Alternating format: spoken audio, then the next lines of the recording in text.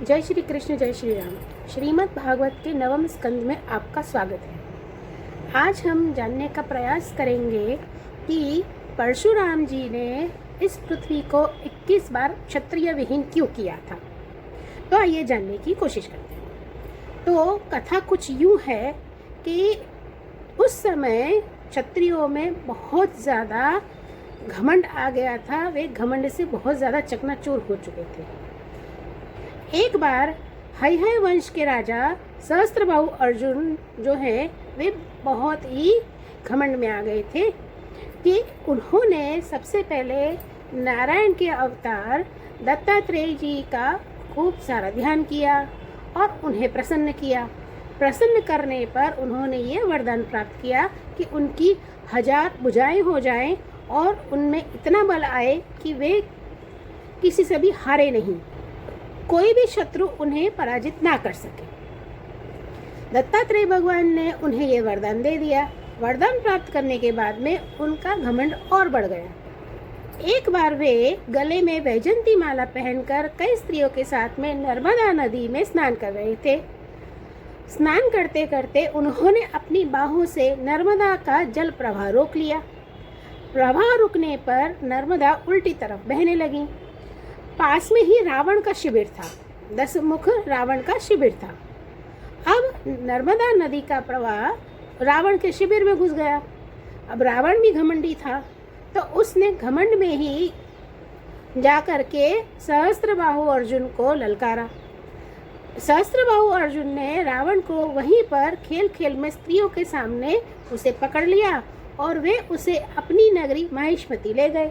लेकिन बाद में पुलस्त जी के कहने पर सहस्त्रबाहु अर्जुन ने रावण को छोड़ दिया। अब सहस्त्रबाहु अर्जुन जो है उसका घमंड और बढ़ गया कि उसने 10 मुख रावण को हरा दिया, उसे बंदी बना लिया। अब एक बार सहस्त्रबाहु अर्जुन वन में शिकार खेलने के लिए गया। शिकार खेलते खेलते वह जमदग्नि के आश्रम पहुंच गया। जमदग्नि ने उनका बहुत स्वागत किया, उन्हें खाना दिया और सब कुछ किया। बहुत अच्छा सा सप्रेम स्वागत किया। जमदग्नि के पास वहाँ पर उनकी कामधेनु गाय थी। अब कामधेनु गाय ऐसी गाय है कि जो आपकी हर एक इच्छा पूरी करती है। जब सहस्त्रबाहु अर्जुन ने देखा कि जमदग्नि के पास तो मेरे से भी ज़्यादा ऐश्वर्य है, उनके पास एक कामधेनु गाय है, तो उन्होंने अपने सेवकों से कहा कि इस कामधेनु गाय को अपने साथ ले चलो। और जमदग्नि के आश्रम से उनके पूछे बिना, उनकी आज्ञा लिए बिना बलपूर्वक उस कामधेनु गाय को वहां से ले गया। जब परशुराम जी वापस लौटे, जमदग्नि के पुत्र हैं परशुराम। जमदग्नि और रेणुका के कई सारे पुत्र हुए, उनमें से सबसे छोटे हैं परशुराम। जब परशुराम जी आश्रम पर लौटे तो उन्होंने पाया कि उनके पिता थोड़े दुखी हैं, व्याकुल भी हैं। वो कारण पूछने पर पता चला कि इस तरह से सहस्त्रबाहु उनके कामधेनु गाय लेकर चले गए हैं। अब परशुराम जी को गुस्सा आया।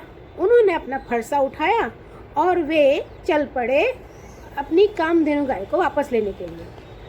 इधर सहस्त्रबाहु अर्जुन अभी तो अपने नगर पहुँचे ही हैं कि उन्होंने देखा कि परशुराम जी अपना फरसा, अपना तीर, धनुष, बाण ले करके उनकी तरफ दौड़े आ रहे हैं, बढ़े चले आ रहे हैं। तो उन्होंने एक अक्षौहिणी सेना वहाँ पर खड़ी कर दी। लेकिन परशुराम जी का बल इतना था कि उनके आगे उनकी पूरी सेना, परशुराम जी के आगे सहस्त्रबाहु अर्जुन की पूरी सेना विफल हुई।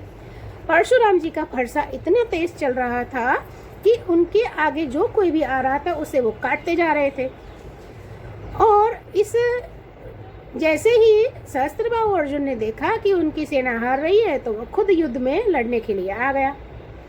अब सहस्त्रबाहु को तो वरदान था कि उसकी 1000 भुजाएं हो जाएं, तो उसने अपनी 1000 भुजाएं प्रकट कर ली और वह अपनी 1000 भुजाओं से 500 तीर उसने छोड़े। लेकिन परशुराम जी ने भी एक झटके में अपने धनुष से ऐसे बाण छोड़े कि सहस्त्रबाहु के सारे तीर विफल हुए। अब सहस्त्रबाहु ने पहाड़, पेड़ सब उठा करके परशुराम जी को मारने की कोशिश की, लेकिन परशुराम जी ने अपना फरसा ऐसा चलाया कि उसकी सारी भुजाएं कट गईं।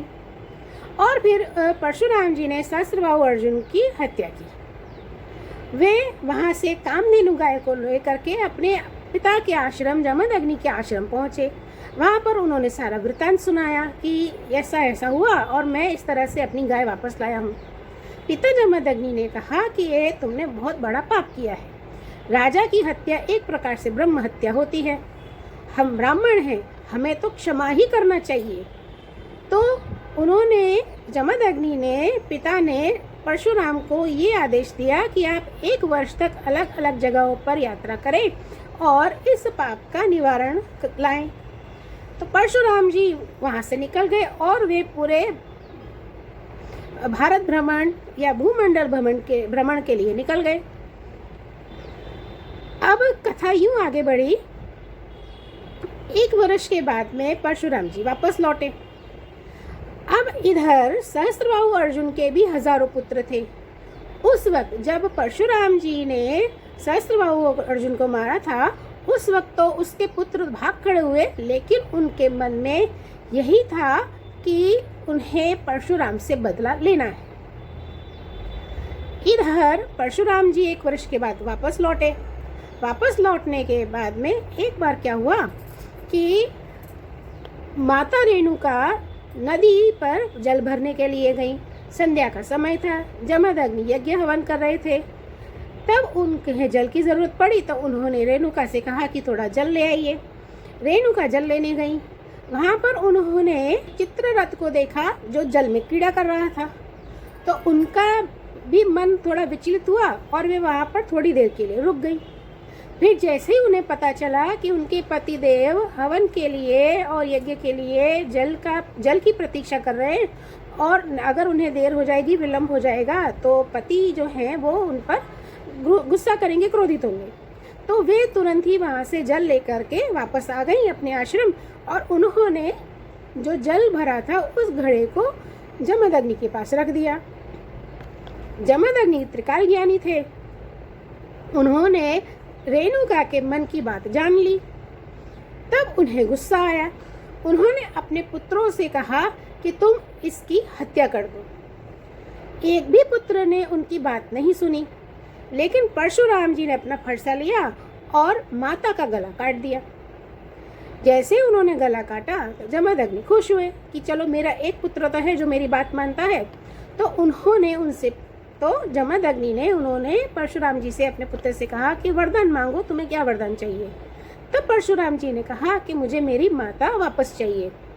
साथ में उन्होंने अपने भाइयों का भी सिर काटा था, उनकी गर्दन काट दी थी। तो उन्होंने कहा कि मुझे अपने सारे भाइयों के साथ में अपनी माता जीवित वापस चाहिए और उन्हें यह घटनाक्रम याद नहीं रहना चाहिए। उन्हें पता था कि उनके पिता बहुत ही प्रखंड ज्ञानी हैं और उनका तपोबल बहुत ज़्यादा है, तो वो अपने तपोबल की शक्ति से उन्हें जीवित कर सकते हैं।